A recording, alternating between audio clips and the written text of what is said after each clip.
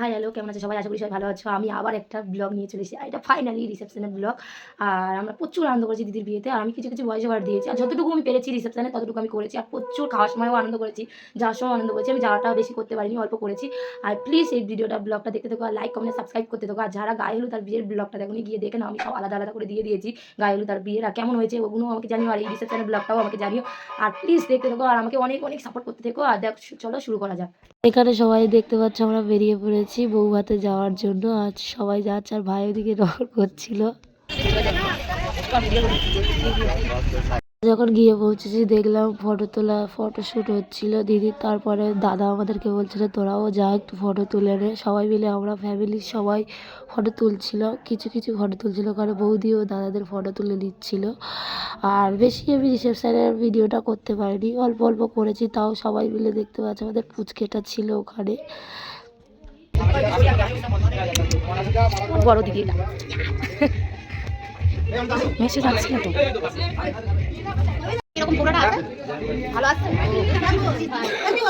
এই তো তুলে নি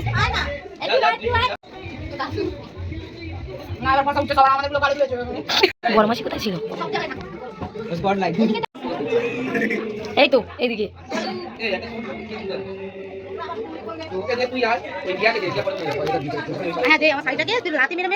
দেখতে পাইনি।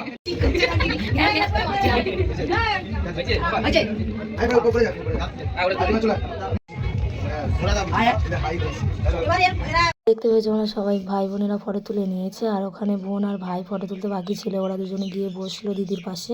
সবাই খেতে যাওয়া বলে দিদির সাথে একটু দেখা করে নিচ্ছিলাম, দিয়ে তারপরে আমরা সবাই খেতে চলে গেছিলাম। অনেক রাত হয়ে গেছিলো, তাই সবাই খেতে বসে গেছিলাম। বাকি ছিল আমরা দিদি মাসিরা সবাই মিলে। আর দেখতে পাচ্ছি এখানে খেতে বসে গেছে। আর আমার বড়দির সাথে মানে আমার পাশে যে ছিল ওর সাথে আমি প্রচুর ইয়ার্কি করছিলাম, খাওয়া নিয়ে করছিল, প্রচুর ওর সাথে ইয়ার্কি করছিলাম, প্রচুর রগড় করছিল। কিন্তু এত গান বাজছিল বলে আমি ওর ভয়েসটা রাখতে পারিনি, তাও যতটুকু রেখেছি তাও গানের ফাঁকে ফাঁকে। আমার গলাটা প্রচুর ধরে গেছে, তাই বেশি ভয়েসটা মানে একটুখানি ইয়ে হচ্ছে। তারপর দেখতে হচ্ছে ভাই আর জামাই বসেছে, তারপর দিদির শাওরি এসেছিল।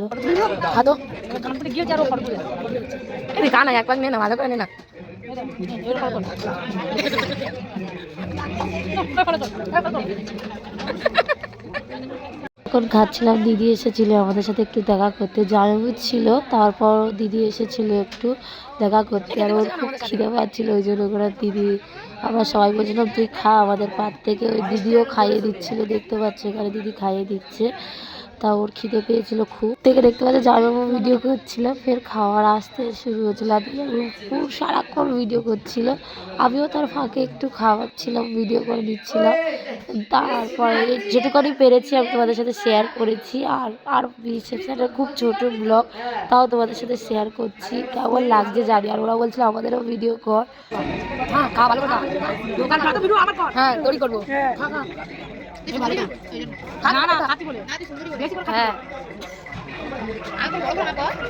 হ্যাঁ কখনো দেখতে পাইনি, কখন খাচ্ছিল।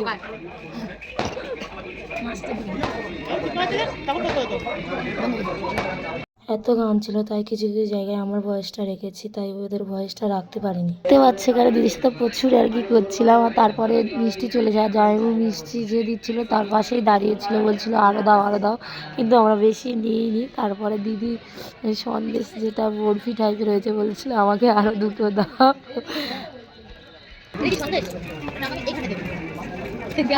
কেন? হ্যাঁ কি ভালো, আমার কাছে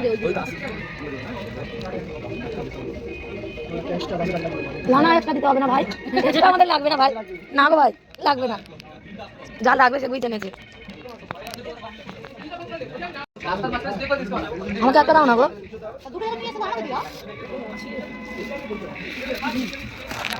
খাওয়া দাওয়া হয়ে গেল? কেরম খেলে কি হয়েছে মা?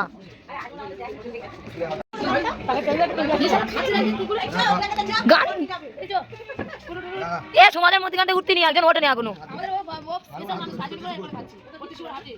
খাওয়ার সময় প্রচুর রগড় করেছি দিদির সাথে, তারপর খাওয়া হয়ে গেলে ফাইনালি দিদির সাথে দেখা করতে এলাম। আমাদের অনেক রাত হয়ে গেছিলো, বাড়ি যাবো, তাই দিদিকে দেখতে পাচ্ছি খুব খুশি। দিদি প্রচুর হাসে, বলে না একটা স্বপ্ন পূরণ, প্রেম করলে মানুষের বিয়ের পরে একটা স্বপ্ন পূরণ হয়, সেইভাবেই পূরণ হয়েছে। আমরা সবাই বাসে বসেছিলাম, কেউ আসতে বাকি ছিল, তাই আমরা বসেছিলাম। অনেক রাত হয়ে গেছে। প্লিজ ভিডিওটা যদি ভালো লাগে লাইক কমেন্ট আর সাবস্ক্রাইব করে শেয়ার করো। কেমন হয়েছে আমাকে জানিও।